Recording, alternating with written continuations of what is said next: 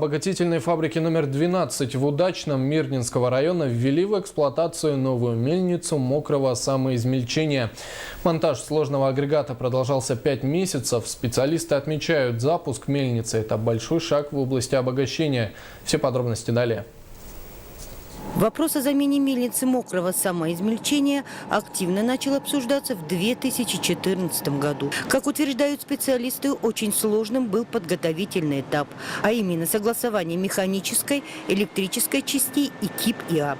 Если по механике все было отработано в кратчайшие сроки, то согласование по КИП ИА заняло определенное время в связи с нововведениями фирмой-изготовителем. Программа не была увязана с действующей программой работы фабрики.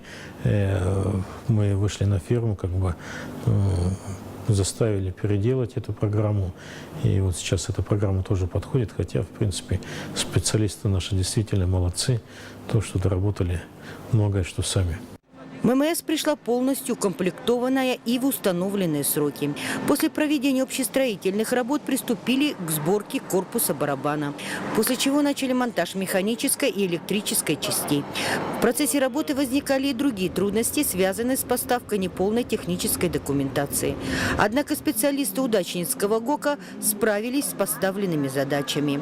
И 8 мая мельница мокрого самоизмельчения номер 3 успешно запущена в эксплуатацию. Запуск данной мельницы это является в первую очередь подарок нашим ветеранам. Ну что, работа по данной мельнице была непростой, сложной. И в первую очередь хочется поблагодарить тех, кто занимался непосредственно монтажом данной мельницы.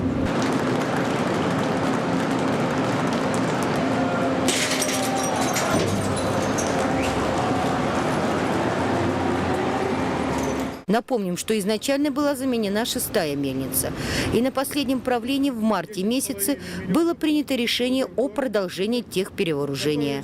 Все оборудование мокрого самоизмельчения, как отметил директор Удачнинского ГОКа Александр Махрачев, будет находиться в работе, поскольку производительность фабрики в дальнейшем планируется повысить до 10,5 тысяч тонн обработки руды в год.